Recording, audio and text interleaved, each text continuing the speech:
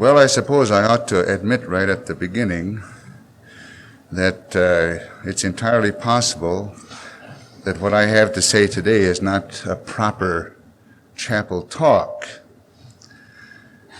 For one thing, it doesn't emerge out of a biblical text, and more than that, it isn't really obviously religious in content. Be that as it may, I want for a few moments to talk about knowledge and understanding. It's my opinion that there's a difference, rather a wide difference, between knowledge and understanding. A person with knowledge is one who knows the facts, who has memorized dates and graphs and definitions, whose mind is a well-ordered filing cabinet. It's also my opinion that an education which goes no further than to provide knowledge of this sort is bankrupt. Understanding, on the other hand, comes when the person makes this knowledge part of himself. He understands the meaning of the vast information that he has learned because he has united it in himself. United it so that he can say yes and no to what he sees and hears. Above all, he knows where he stands in all this morass of so-called knowledge. The point, I suppose, could be put this way. Knowledge as such is never an end in itself.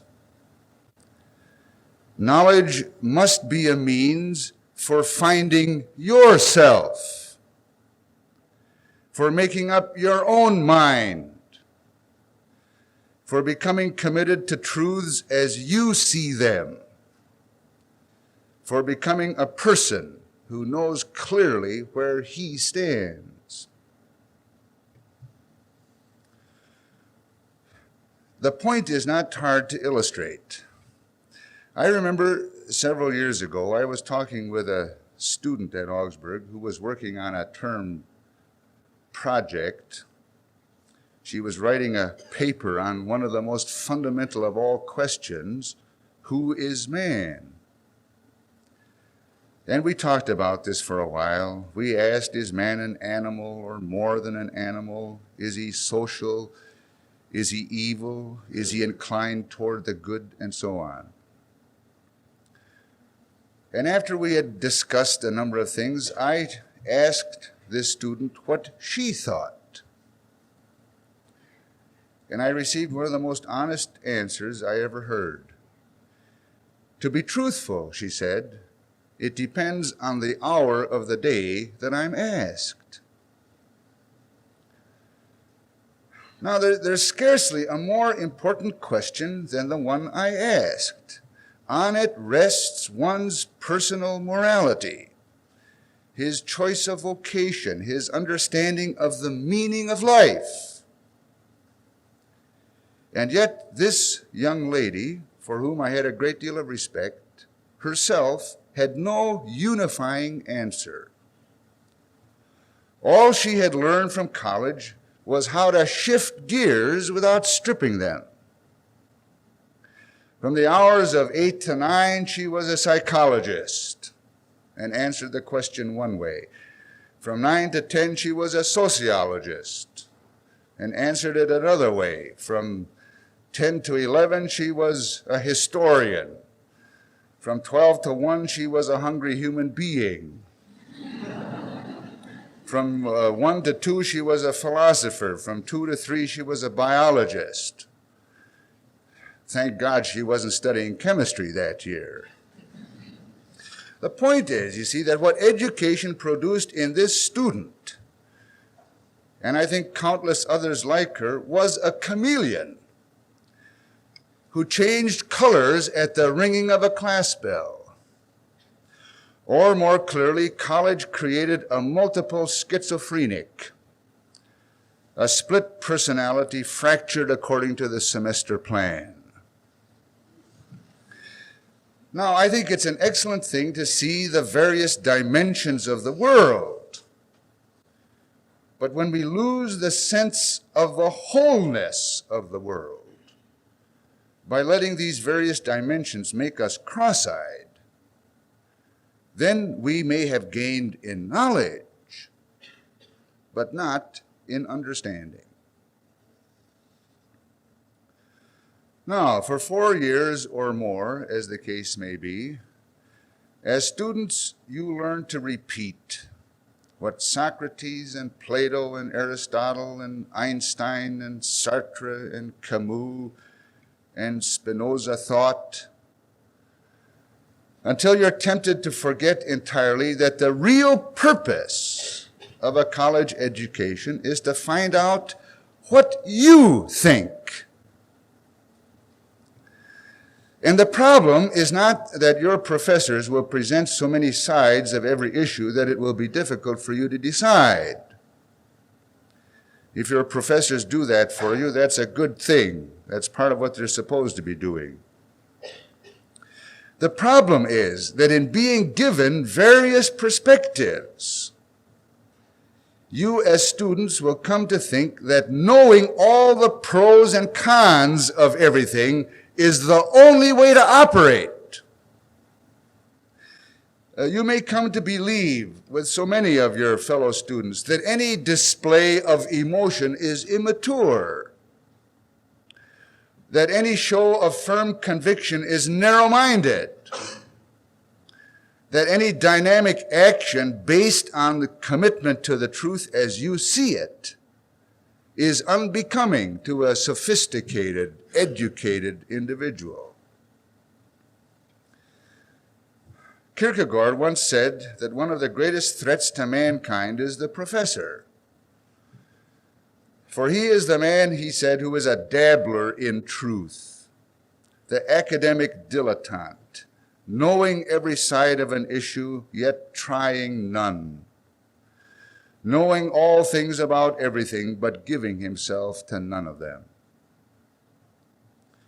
Now, whether or not his judgment is fair either to the professor or to the college, I really don't know. I have a haunting feeling, nonetheless, that what he said speaks a great deal of truth about many of us. Now, I'm willing to wager, not too much, but some, I'm willing to wager that there are some of you here today who look upon college as a means to something else, a good job or a husband or social status or whatever. There are, thank God, a few students who do get to their senior year and realize that their attitude towards college has been questionable. They come to see that for 4 years their concern should have been to discover for themselves an answer to the question, who am I? And what ought I to do? But of course, oftentimes for these it is already too late, and so they too will take their places silently in a mass society of hollow men. They too will join the largest church in town, not to worship, but because, after all, one ought to believe something, and besides it's good for business. They will display their flags on Independence Day, not because they're dedicated to the truth of democracy, but because they suppose it's as good a way of life as any. They will choose a business or a profession because of material advantages and fringe benefits, assuming with all the rest that material gain is the mark of a meaningful life. After all, isn't this the way everyone else lives? But now, what of those few? And I hope you're one of them. What of those few who come to see early the meaning of the college experience and the lifetime opportunity it presents? What about them? I think that these students will be confronting the same kind of dilemma in which the college itself is involved. Namely this: the struggle to preserve its own integrity as an institution of learning, while at the same time standing in judgment on the culture which both determines and rejects the values and objectives to which it is committed.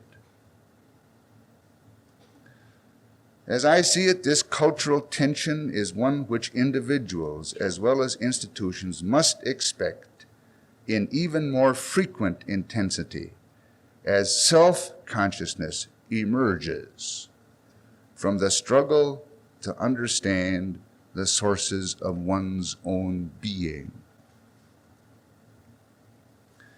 Now, the final word is this.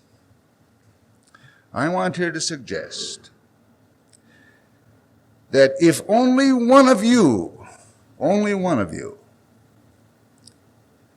enters upon this present college year with a vigorous determination to discover himself, to work out personally valid answers to the important questions about life, to become a whole and a vital person.